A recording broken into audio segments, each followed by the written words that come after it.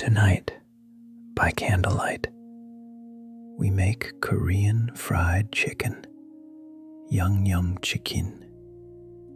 The Seoul night market classic, born after the war, perfected in the alley stalls of Myeongdong and Sinchon. Soju on the tabletop, neon humming overhead, the sound of cleavers and cold beer. Tonight, we slow it all down. We listen. We breathe. We fry twice. We glaze slowly. We crackle softly. We eat in the dark. Korea has fried chicken older than memory. But the modern dish, the lacquered one, the one we whisper about tonight, was born in the 1970s. American oil, Korean fire, gochujang stirred into ketchup. A whole generation found their late-night ritual. Friends crowded around a single platter, beer in tall glasses. The Korean word for it is chimek, chicken, and mekju, beer, a pairing as old as friendship. We begin with the bird, bone-in pieces, drumsticks, wings, small thighs, cold from the refrigerator, patted dry with paper towels, every droplet of moisture lifted away. Salt, white pepper, grated ginger, a whisper of garlic. We rub it in gently with cold fingers. The skin pebbles, the flesh tightens. We rest the chicken uncovered while we prepare the dredge. Now the secret, the Korean secret. Not flour alone, not cornstarch alone. Both and more. Rice flour, milky white, finely milled. Potato starch, ghost pale, weightless on the fingertips. A whisper of baking powder, a pinch of salt. We sift them together in a wide ceramic bowl, the dredge that will become the famous crust, shatteringly thin, wafer light, loud enough to wake the table. A small amount of ice water, just enough to bring the dredge into a clinging, lumpy paste. Some cooks call it a slurry. Some call it a wet dredge. The Koreans call it the cloak. We dip each piece, slowly, turning, letting the cold cling. The pieces emerge ghostly, marbled, hung with feathery, shaggy edges. Those edges, when fried, become the loudest part of the bite. The oil, neutral oil, canola, sunflower. A heavy, deep pot, 3 inches deep, no more. We bring it slow, 325 degrees Fahrenheit, the temperature of the first fry, lower than you'd expect. We lower the pieces in one by one with long chopsticks. The oil whispers, tiny pale bubbles, a muted symphony of fizz.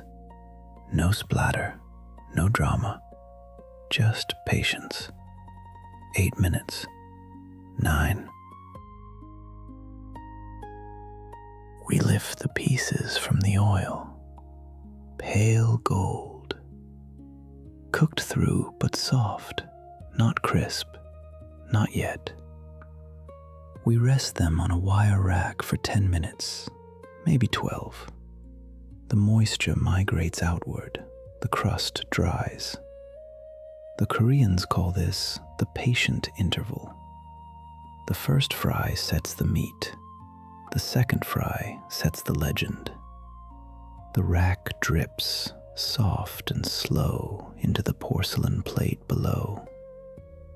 Hush.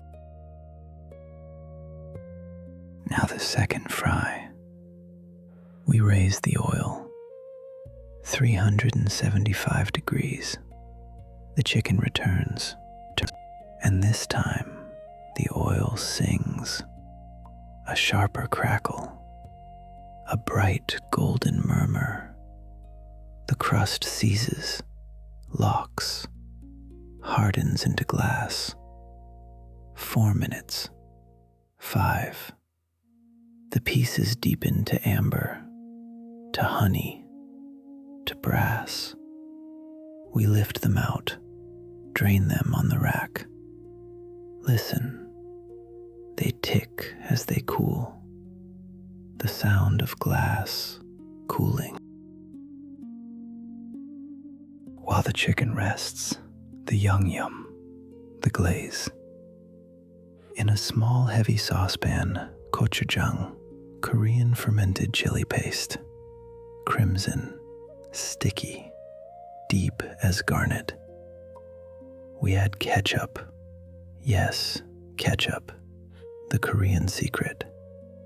Brown sugar, soy sauce, rice vinegar, grated garlic, grated ginger, a spoon of corn syrup for the lacquer shine.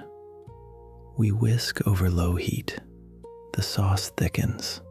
The kitchen turns red. A single drop of toasted sesame oil at the end. The aroma blooms.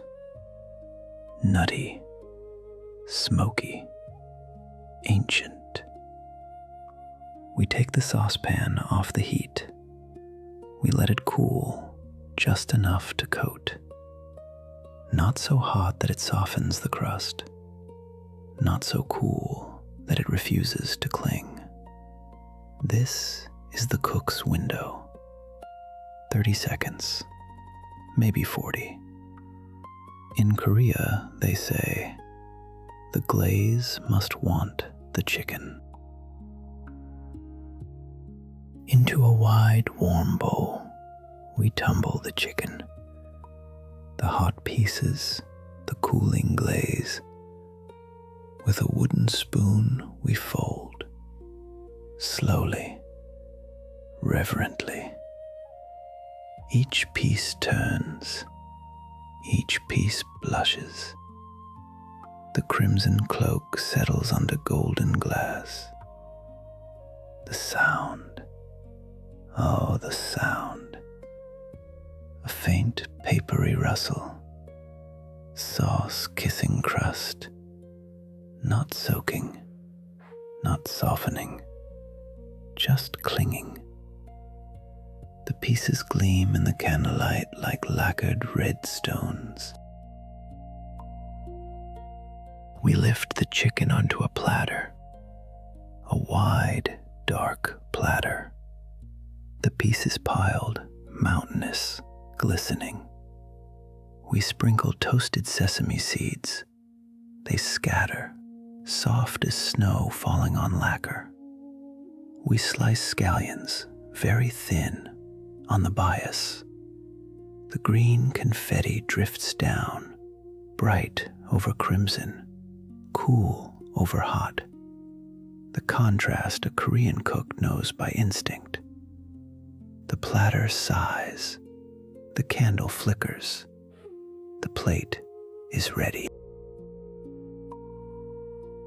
A piece, lifted with fingers, held to the ear.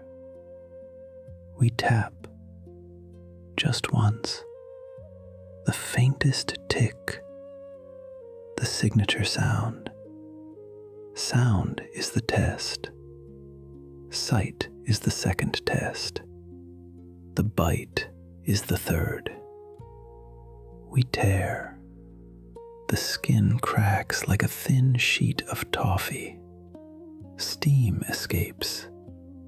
Spicy, sweet, a hint of garlic, a whisper of soy. The crust holds. The meat gives. Slowly, the Korean miracle in your hand. Yangnyeom sweet, spicy, shatteringly crisp. The Seoul night in a single bite. Cold beer in a frosted glass. Friends arriving one by one. Laughter rising like steam. The candle low, the plate gleaming. Tonight, we end the Korean season with the loudest, brightest dish, whispered very, very softly. The full recipe is at recipyapp.com. Sleep softly until next time.